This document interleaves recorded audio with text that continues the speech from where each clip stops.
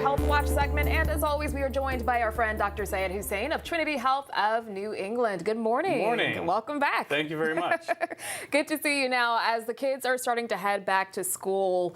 Folks want to know about COVID cases. Are we seeing a spike in that again? Yeah, so long story short, no, not yet. CDC data doesn't indicate a higher number of ED visits, for instance, in our state or in our region for now. But remember, the season will start in a few weeks from now when it starts getting colder. So let's make it simple, because there's been a lot of information out there about who's eligible, who's not. So just let's boil it down to make it simple for viewers. So 3 important things you need to remember: flu shot, COVID vaccine, and RSV if you're eligible, right?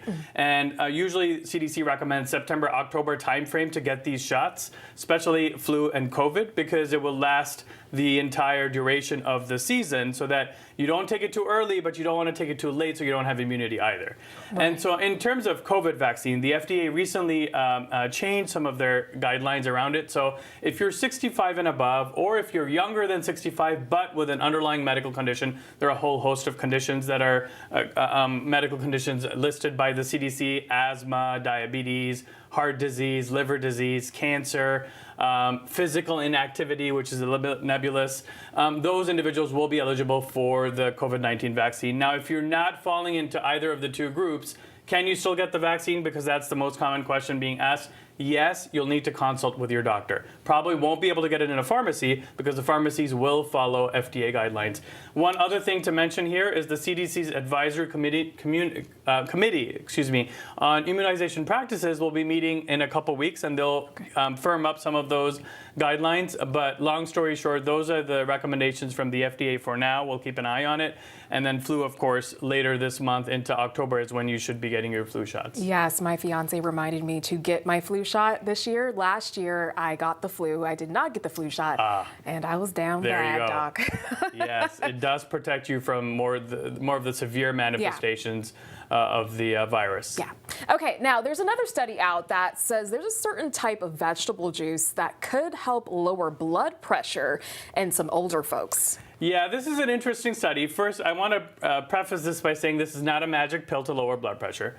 Beetroot is what was studied, beetroot juice, in adults that may have underlying blood pressure issues.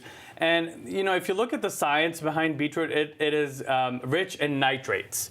Nitrates are an important component which get converted in the body to nitric oxide, which is really important for vascular health. And keeps inflammation down, lends more flexibility to blood vessels, lowering blood pressure. But, long story short, what viewers need to, the take-home message for viewers is, please adhere or stick to a healthy diet that includes fruits and vegetables, so that you get all of these nutrients in for optimal health. Yeah, so don't go ham eating whatever you want to eat and then thinking, washing it down with beet juice is going to solve the problem. That's right. Okay. Balanced diet, please. All right, we've got one more. A new study found sleep apnea could be significantly worse on the weekends for some folks, and they're calling it social sleep apnea. What's going on let's talk about this. Interesting study emanating out of Australia. 70,000 or so individuals that were looked into this study with obstructive sleep apnea. We know that the symptoms of obstructive sleep apnea get worse during REM sleep, deep sleep. And those individuals who are trying to catch up on sleep, for instance, or who may have had a drink too many. Remember, alcohol and smoking are risk factors for OSA. So those individuals were seen in this study to have had more events related to sleep apnea over the weekend, especially Saturday, more commonly in men. So things to keep in mind, in terms of what are your risk factors, and making sure you're compliant also. We tend to see that patients may not adhere to sleep apnea, the regimen, making sure you're taking your CPAP, for instance, et cetera, applying it properly over the weekend. So making sure that all of those things are taken into account. Yeah, sometimes the men in our lives can be a little stubborn. Hey. Some of you. But yes, it's always good to keep in mind what can go wrong and how to prevent some of those risk factors from happening. All right. Thank you so much for joining us, Doc. Sure. We have much more for you on the other side of this break.